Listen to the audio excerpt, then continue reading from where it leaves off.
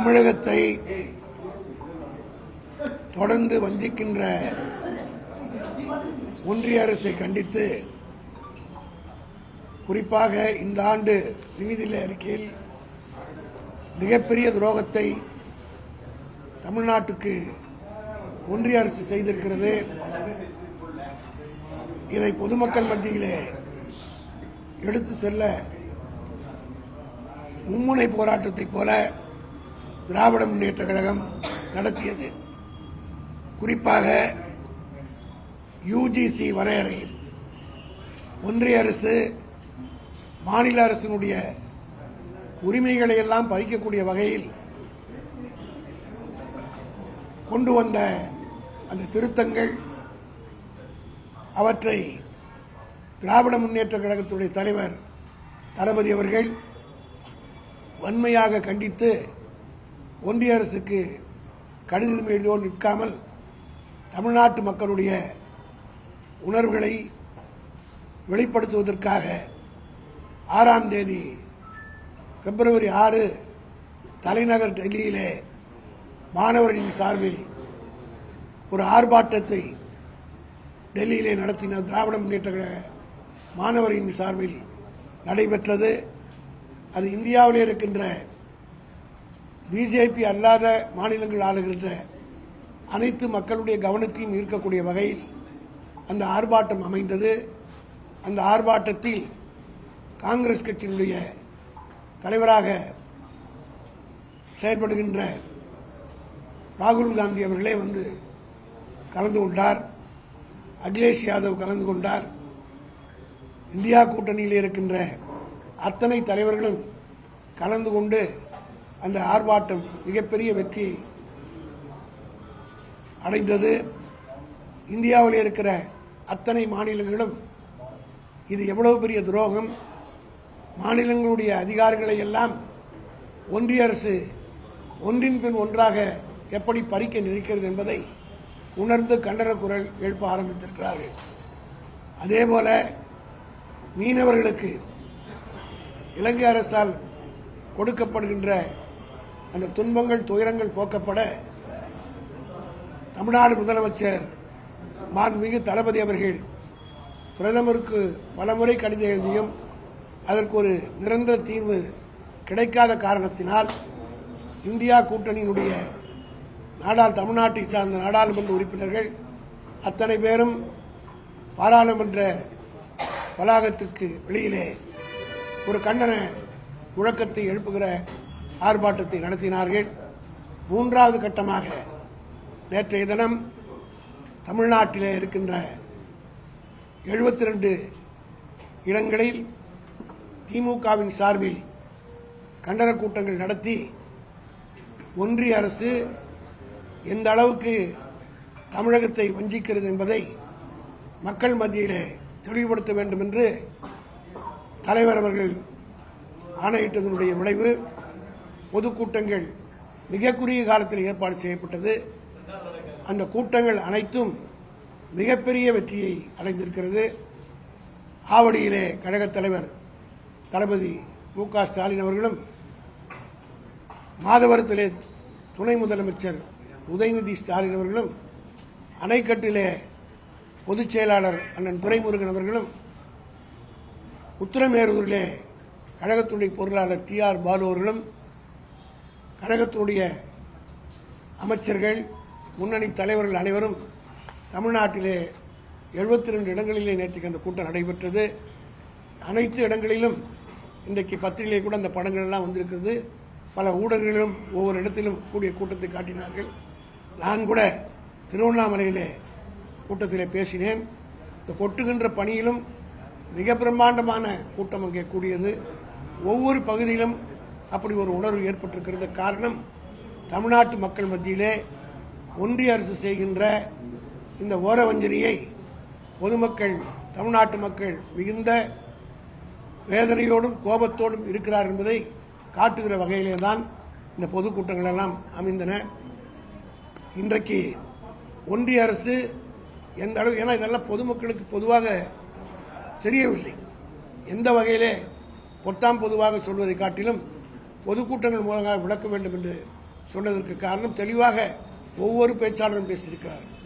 குறிப்பாக தலைவர் அவர்கள் ஆவடியிலே மிக தெளிவாக எடுத்து சொல்லியிருக்கிறார். உதயநிதி ஸ்டாலின் அவர்கள் மிக கோபத்தோடு உரையாற்றி பிரதமர் மோடிக்கு தமிழ்நாட்டுக்கு எப்படியெல்லாம் அவர் வஞ்சனை செய்கிறார், அதோடு மட்டுமல்ல அமெரிக்காவிலே இந்தியர்களுக்கு ஏற்பட்ட அவமானத்தை கூட கண்டிப்பதற்கு மோடிக்கு மனமில்லை என்பதை மிக ஆவேசத்தோடு சுட்டிக்காட்டியிருக்கின்றார். திராவிட முன்னேற்ற கழகத்தின் சார்பில் இன்றைக்கு எழுப்பப்படுகிற குரல் என்னவென்றால், ஏன் இந்த ஓர வஞ்சனை? எந்த வகையிலே தமிழ்நாடு தாழ்ந்து விட்டது? எல்லா வகையிலும் ஒன்றிய அரசுக்கு பொருள் ஈட்டி தருகிற மாநிலமாக தமிழகம் இருக்கிறது. வரி பகிர்விலே கூட 6,28,000 கோடி மத்திய அரசுக்கு நாங்கள் கொடுக்கிறோம். ஆனால் அதில் எவ்வளவு மத்திய அரசு எங்களுக்கு திருப்பி கொடுக்கிறது? 56,000 கோடி. 1/6 கூட கிடையாது. இது எந்த வகையிலே நியாயம்? ஆனால் அதே நேரத்தில் உத்தரப்பிரதேசத்துக்கும் பீகாருக்கும் குஜராத்துக்கும் அவர் கேட்காமலே கொண்டு போய் கொடுக்கிறார்கள். ஏன் இந்த ஓர வஞ்சனை? இதை சுட்டிக்காட்டுவதற்குத்தான் அண்ணா வழியிலே அண்ணா அவர்கள் கூட அன்றைக்கு 67 ஆட்சிக்கு வந்தவுடன் சேலம் இரும்பாலை வேணும், எழுச்சி நாள் என்று கொண்டாடி மத்திய அரசுடைய கவனத்தை ஈர்த்தார்கள். அதனுடைய விளைவு பிற்காலத்தில் சேலத்தில் இரும்பாலை எல்லாம் வந்தது. அதே போல கலைஞர் அவர்களும் ஆட்சியில் இருந்த காலத்தில் மாநில சுயாட்சிக்காக உரிமை குரல் எழுப்பினார். இன்றைக்கு அதே வகையிலே தளபதி மு.க. ஸ்டாலின் அவர்களும் இந்த கண்டன குரலை எழுப்பி, அதுவும் குறிப்பாக நிர்மலா சீதாராமன் அவர்கள் நடிக்கிறார்.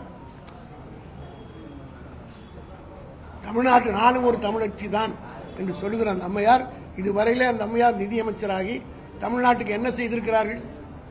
நாங்கள் கொடுக்கிற பணத்தை கூட திருப்பி கொடுப்பதற்கு யோகியதை இல்லை என்றால் என்ன? எந்த அளவுக்கு புயல் வெள்ளத்திலே தமிழ்நாடு பாதித்தது?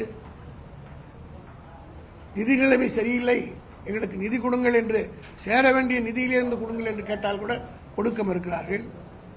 ஆசிரியருக்கு கொடுக்க வேண்டிய சம்பளத்தை கொடு என்றாலும் கொடுக்க மறுக்கிறார்கள். 100 நாள் வேலைவாய்ப்பு திட்டத்திற்கு கொடுக்க வேண்டிய பணத்தை கொடு என்றாலும் கொடுக்க மாட்டேன்றார்கள். ஆக தமிழ்நாட்டை எப்படியும் பழிவாங்க வேண்டும். அதற்கு காரணம் தமிழ்நாட்டிலே புரட்சிகரமான திட்டங்களை உலகமே போற்றக்கூடிய அளவுக்கு தளபதி மு.க. ஸ்டாலினுடைய ஆட்சியின் சாதனைகள் விலகுகின்றன.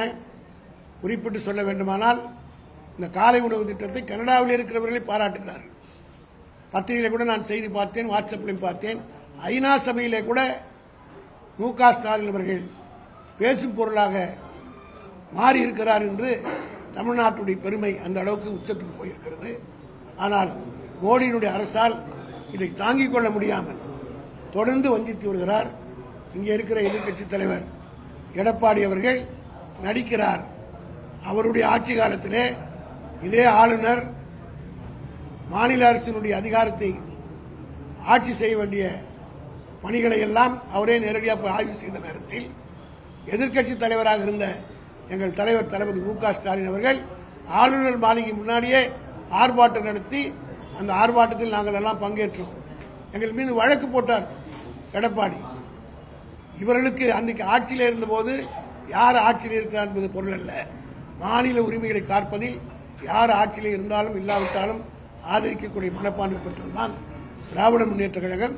மாநில சுயாட்சி கொள்கையை வலியுறுத்தி அன்றைக்கு கவர்னராக இருந்த புரோஹித் அவர்களை கண்டித்து ஆளுநர் மாளிகையிலே ஆர்ப்பாட்டம் நடத்தினோம். ஆனால் இன்றைக்கு எடப்பாடி ஏதோ பேரளவுக்கு மக்கள் மத்தியிலே தமிழ்நாடு பூராவிலும் பிஜேபி அரசுக்கு, மோடி அரசுக்கு எதிர்ப்பலை இருப்பதை கேட்காமல் விட்டுவிட்டால் சரியிருக்காமல் ஒப்புக்கு சப்பான் என்று சொல்வார்களே, அதுபோல பேரளவில் வலிக்காமல் ஒரு அறிக்கை விட்டிருக்கிறார். ஆக இதையெல்லாம் தமிழ்நாட்டு மக்கள் மத்தியிலே எடுத்து சொல்ல வேண்டிய கட்டாயம் எங்களுக்கு இருக்கிறது. காரணம், எவ்வளவு நெருக்கடியான காலத்திலே இது செய்து கொண்டிருக்கிறோம். எப்படிப்பட்ட நிதி நெருக்கடி தமிழ்நாட்டுக்கு இருக்கிறது. இந்த நிலையிலும் தமிழ்நாட்டிலேயே இந்தியா 13 திட்டங்களில் இந்தியாவிலேயே தலை சிறந்த மாநிலமாக விளங்கியிருக்கிறது என்பதை பட்டியல் போட்டு எங்களுடைய தலைவர் அவர்களும் காட்டியிருக்கிறார். நாங்களும் பேசியிருக்கிறோம். இவ்வளவு நெருக்கடி இன்னும் அவங்களுக்கெல்லாம் இருக்கிற பொறாமை என்னவென்றால், தமிழ்நாடு வளர்ந்து வருகிறது. இங்கே பெண்கள் 41% வேலைக்கு போகிறாங்க, படிப்பிலே உயர்ந்து கொண்டு போகிறார்கள்.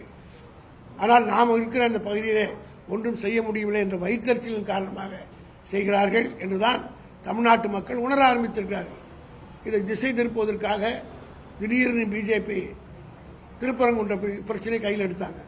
இன்னைக்கு என்னாச்சு? அதுவும் அமைதியாக செட்டில் ஆகிவிட்டது. ஆக மதத்தின் பெயரால், இனத்தின் பெயரால் பிரச்சனைகளை ஏற்படுத்துவதுதான் பாஜகவுடைய வேலையாக இருக்கிறத விட தமிழ்நாட்டுக்கு எதுவுமே செய்வதில்லை. நிர்மலா சீதாராமன் சொல்கிறார்கள், தமிழ்நாட்டுக்கு நாங்கள் வந்தே பாரத் ட்ரெயின் விட்டோம், மற்ற ட்ரெயினை விட்டோம். 2 ட்ரெயின் விட்டுருக்காங்க. இவங்க ஆட்சிக்கு வந்து 2 ட்ரெயின் விட்டுருக்காங்க. அது கூட இந்தி பேர், ஒன்று தேஜா, இன்னொரு வந்தே பாரத்தா, வந்தே பாரத். ஆனால் திராவிட முன்னேற்ற கழகம் ஆட்சியிலே கலைஞர் இருந்த காலத்தில் தமிழ்நாட்டில் விடப்பட்ட ரயில் பேரெல்லாம் பாருங்க. Pandian express, Cholan express, Cheran express, இப்படி தமிழ் பேர கன்னியாகுமரி, நெல்லை, காவேரி, இப்படிப்பட்ட பெயர்கள் தான் மன்னை எக்ஸ்பிரஸ் என்று தமிழ் பெயராக வைத்தார்களே தவிர 2 ட்ரெயினை விட்டுட்டு அந்த 2 ட்ரெயினையும் இந்தியில சொல்லக்கூடிய அளவுக்கு தான் விட்டிருக்கிறது. இதை தவிர என்ன செய்திருக்கிறார்கள்? நிர்மலா சீதாராமன் சொல்லட்டும். ஆனால் கோவப்படுறாங்க, பேசலாம். பாராளுமன்றத்திலே எங்களுடைய எம்பிக்கள் கேட்ட கேள்விக்கு நியாயமான பதில் சொல்லவர்களால் முடியவில்லை. ஏன் இந்த ஓரவஞ்சனை கேட்டால் பதில் சொல்ல முடியவில்லை. இது போராட்டம் 3 கட்டமாக முடிந்திருக்கிறது. அடுத்தது ஒன்றிய அரசு திருந்தாவிட்டால் உரிய வகையிலே அதற்குரிய பாடத்தை புகட்டுவதற்கு திராவிட முன்னேற்ற கழகம் உரிய வகையில் நடவடிக்கை எடுக்கும். திமுக வெற்றி போலியானது, அதிமுகவுடைய ஓட்ட நிறைய பேர் திமுக கள்ள ஓட்டா போட்டிருக்காங்க. இந்த வெற்றி போலியானது எதிர்கட்சி தலைவர் குற்றச்சாட்டம் முன்வைக்கிறார். யார் சொன்னது? எடப்பாடி பழனிசாமி எதிர்கட்சி தலைவர். அவர் பாராட்டுவார் நீங்க நினைக்கிறீங்களா? அவர் அதாவது இது பிரச்சனையே வேற. அந்த முடிவுக்கு நான் போக விரும்பல.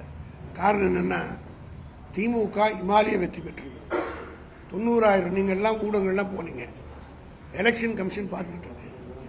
எலெக்ஷன் கமிஷன் எங்க வேண்டப்பட்டதல்ல, மோடி கண்ட்ரோல் இருக்குதுன்னு ஊர் உலகமே சொல்லுது. அப்படிப்பட்ட காலகட்டத்தில் தான் இந்த தேர்தல் அமைதியாகவும் நியாயமாகவும் நேர்மையாக நடைபெற்றது எல்லாருக்கும் தெரியும். 90,000 ஓட்டு வித்தியாசத்தில் வெற்றி பெற்றிருக்கிறோம். அது மட்டுமல்ல, இந்த தேர்தலுக்கு முன்னாடி என்னென்ன பிரச்சாரம் பண்ணாங்க, இதே மாதிரி தான் விக்கிரவாண்டி தேர்தலுக்கு முன்னாடி 2 பிரச்சனை வச்சு எடப்பாடி பேசினார். கள்ளக்குறிச்சி அது சாராய விஷயத்தை வச்சுக்கிட்டு பெருசாக பிரச்சாரம் பண்ணார். தேர்தலுக்கு ஒரு 2 நாளைக்கு முன்னாடி ஆம்ஸ்ட்ராங் சென்னையில் கொலை செய்யப்பட்டார். இந்த 2த்தையும் வச்சு பிரச்சாரம் செய்தாங்க. அதையும் மீறி 62,000 ஓட்டில் திமுக வெற்றி பெற்றார். இந்த எலெக்ஷனுக்கு முன்னாடி என்ன பண்ணாங்க? திருப்பரங்குன்றம் பிரச்சனை கொண்டு வந்தார்கள், அண்ணா யூனிவர்சிட்டி பிரச்சனை கொண்டு வந்தார்கள். எல்லா டிவிலையும் போட்டு பேசினாங்க, பேட்டி கொடுத்தாங்க. அண்ணாமலை சவுக்கிலேயே அடிச்சுக்கிட்டாரு. இவ்வளவுக்கும் பிறகு 90,000 ஓட்டு வித்தியாசத்தில் திராவிட முன்னேற்ற கழகம் வெற்றி பெற்றது என்றால் இதுதான் மு.க. ஸ்டாலினுக்கு மக்கள் பகுதியில் இருக்கிற செல்வாக்குக்கு எடுத்துக்காட்டு. இதை வரை எடுத்துக்காட்டு தேவையில்லை என்பது எல்லோருக்கும் தெரிஞ்ச ஒன்று தான். டெல்லி தேர்தலில் காமாட்சியுடைய தோல்வி இந்தியா கூட்டணியில ஒற்றுமை இல்லை, ஈகோ தவிர்க்கணும், கூட்டணியில் இருக்கக்கூடிய திருமாவளவன் பேசியிருக்காரு. அமைச்சர் பொன்முடி அவர்கள் முன்வைக்கிறாரு. இந்தியா கூட்டணியில ஒற்றுமை இல்லையா? என்ன கருத்து? ஒன்று மட்டும் சொல்லுகிறேன். எங்கள் தலைவர் தளபதி அவருடைய 70வது பிறந்த நாளில் சென்னையிலே ஒய்எம்சியிலே நடைபெற்ற போது இந்தியாவிலே இருக்கிற எதிர்க்கட்சி தலைவர் எல்லோரையும் மேடையில் உட்கார வைத்துக் கொண்டு அவர் கெஞ்சினார். இந்த அரசு ஒழிய வேண்டும் என்று சொன்னால் அவர்களுக்கு ஆதரவு 35% 37% தான் போட்டிருக்கிறது. எஞ்சி இருக்கிற 63% எதிர்ப்பு ஓட்டுகள் தான் இருக்கிறது. ஆனால் இந்த எதிர்ப்பு பிரிந்திருக்கிற காரணத்தினால் பாஜக ஆட்சிக்கு வருகிறது. எனவே மனம் திறந்து நாம் அனைவரும் பேசி ஒற்றுமையாக இணைந்து மோடி அரசை ஒழிக்க வேண்டும் என்று தலைவர் வேண்டுகோள் வைத்தார். 2024 இந்தியா கூட்டணி அதனுடைய பலனை பெற்றது. என்ன 400 இடம் வரும், 400 இடம் வரும் என்று எல்லோரும் பேசினார்கள். பிஜேபி எல்லா கருத்து கணிப்பும் கூட வந்தது. ஆனால் இந்த இந்தியா கூட்டணியுடைய ஒட்டுமொத்தமான கருத்து இருந்த காரணத்தினால், ஒற்றுமை நிலவிய காரணத்தினால் ஒரு மைனாரிட்டி அரசு தான் இன்னைக்கு இருக்கு. 2 கட்சியினுடைய தயவு எந்த நேரத்தில் பறிபோனாலும் மோடி கீழே வந்துடுவார். கத்தி மேலே தொங்கிக் கொண்டிருக்கிறது. ஒன்று சந்திரபாபு நாயுடு கையிலும் நிதிஷ்குமார் கையிலும். அந்த கத்தியை விட்டாங்களா மோடி ஆட்சி காலி. அந்த நிலைக்கு கொண்டு வந்ததற்கு காரணம் தளபதி மு.க. ஸ்டாலின் அவர்கள் முயற்சியால் ஏற்பட்ட இந்தியா கூட்டணியுடைய வெற்றி. நீங்கள் எடுத்து பார்த்தீங்கன்னா தெரியும். டெல்லியில் 22 இடத்துல ஆம் ஆத்மி வெற்றி பெற்றிருக்கிறது. 16 இடங்களில் காங்கிரஸ் போட்டியிட்டு ஓட்டை பிரித்ததுனால 16 இடங்கள் போயிருக்கிறது. 16 22 சேர்த்தா 38 ஆட்சி அமைச்சிருக்கலாம். இந்த 2 இணைஞ்சா ஆடட் அட்வான்டேஜ் இன்னொரு 10 சீட்டு வந்திருக்கும். ஆகவே எல்லோருடைய கருத்து என்னவென்றால் ஒற்றுமை எதிர்க்கட்சிகளிடத்தில் இருக்க வேண்டும். ஒட்டுமொத்தமாக போராடினால்தான் வெற்றி பெற முடியும் என்பதற்கு டெல்லியில இருந்து எல்லோரும் கற்றுக்கொள்ள வேண்டிய பாடம்.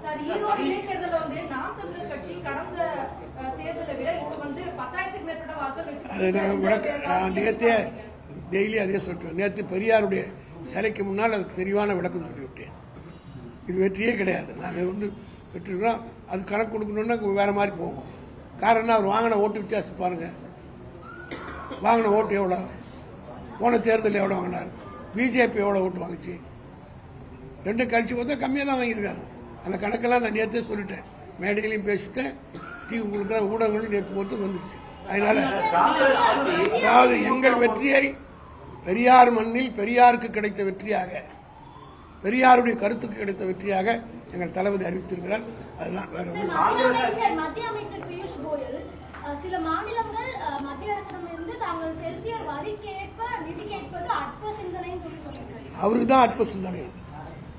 எங்க கிட்ட இருந்து நீங்க சுரண்டிக்கிட்டு போங்க, நாங்க வாய் மூடி சும்மா இருப்போமா? எங்க பணத்தில் நாங்க எங்களுக்கு நாங்க கொடுத்திருக்கிறது 6,28,000 கோடி. அதுல பாதியாவது எங்களுக்கு கொடுக்க வேணாமா? பாதி கூட கொடுக்காம நீங்க 56,000 தான் கொடுக்குறீங்கன்னா கேட்காம வாய் மூடிட்டு இருந்தா மக்கள் காரி துப்ப மாட்டாங்களா? எங்களுக்கு ஓட்டு போட்ட மக்கள் கேட்க மாட்டாங்க. ஏன் வாய் மூடி மௌனமாக இருக்கிறீங்க, பயப்படுறீங்களா மத்திய சர்க்கார் கேட்க மாட்டாங்களா? எடப்பாடி கேட்ட மாதிரி எங்களையும் தானே கேட்பாங்க. தமிழ்நாடு ஆளுநர் எதிராக உச்சநீதிமன்றத்தில் போகக்கூடிய வழக்குல பல்வேறு உத்தரவுகளை கடுமையான கேள்விகளை நீதிபதிகள் கேட்டிருக்காங்க. நாங்க அந்த விளக்க மனசானை, அதாவது அரசியலமைப்பு சட்டம் 200க்கு தேவையான விளக்கத்தை நாங்களே உத்தரவு கொடுக்க வேண்டியதா இருக்கும் அப்படின்ற மாதிரி சொல்லியிருக்காங்க. அதை பற்றி அது நீதிமன்றத்தில் நிலுவையில் இருக்கிறது, வாய்தா போட்டிருக்காங்க. அதனால அதை பற்றி நான் ஒரு வழக்கறிஞர் சப்ஜுடிஸ் ஆகிடும். காரணம் நீதிபதிகள் கருத்துக்கள், அவர் சொல்ற கருத்துக்கள் பத்திரிகை நீங்க சொல்லுங்க, நீங்க அந்த பொதுமக்கள் கொண்டு போய் சேருங்க. அவ்வளவுதான்.